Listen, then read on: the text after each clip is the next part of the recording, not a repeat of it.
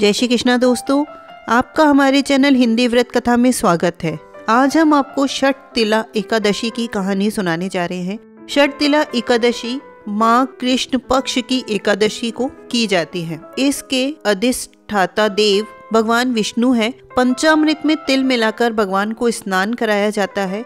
इस प्रकार जो मनुष्य जितने तिलों का दान करता है उतने ही समस्त वर्ष स्वर्ग में वास करता है। तिल मिश्रित पदार्थ को स्वयं खाएं, ब्राह्मणों को खिलाएं। दिन में हरि कीर्तन कर रात्रि में भगवान की मूर्ति के सामने सोना चाहिए।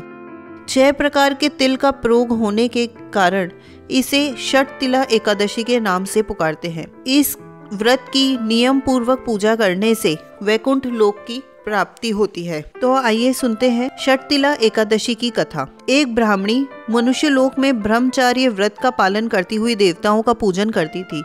वह पूरे मास उपवास करती हुई पूजा में लगी रहती थी। द्विजोतम नित्य व्रत करने से उसका शरीर दुर्बल हो गया।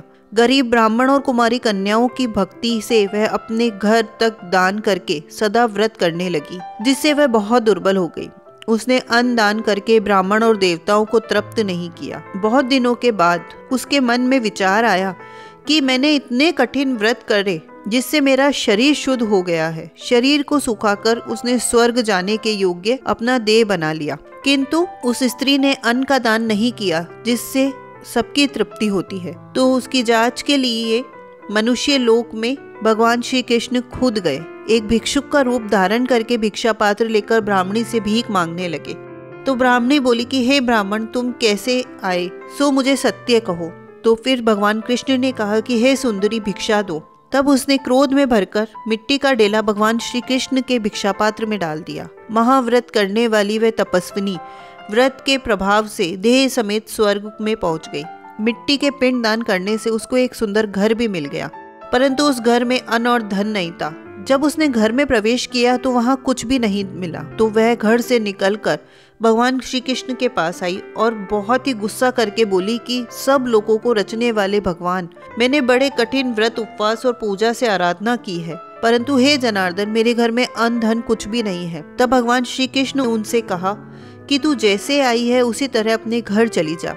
देवताओं की स्त्रियां कौतूहल के वश तुझको देखने आएंगी।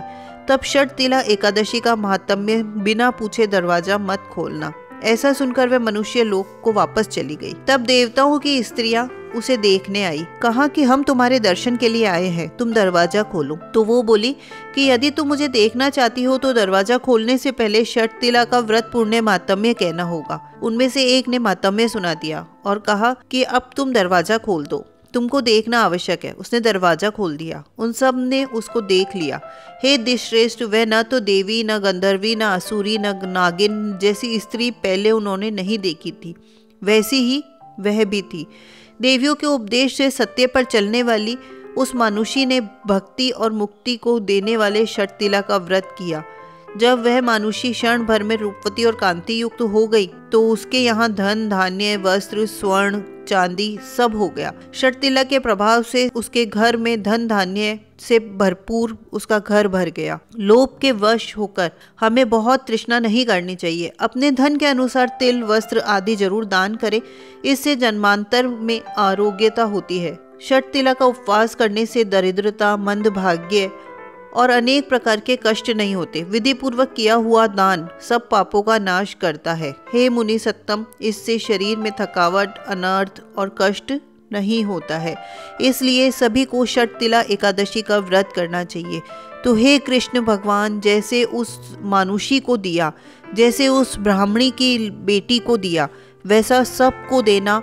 धन धान्य से भरपूर हमारे घर का भंडार भरना। बोलिए श्री कृष्ण भगवान की जय हो। तो दोस्तों, आपको ये कहानी अच्छी लगी हो तो प्लीज़ लाइक करें, कमेंट करके हमें प्रोत्साहित करें और हमारे चैनल को सब्सक्राइब करें। धन्यवाद।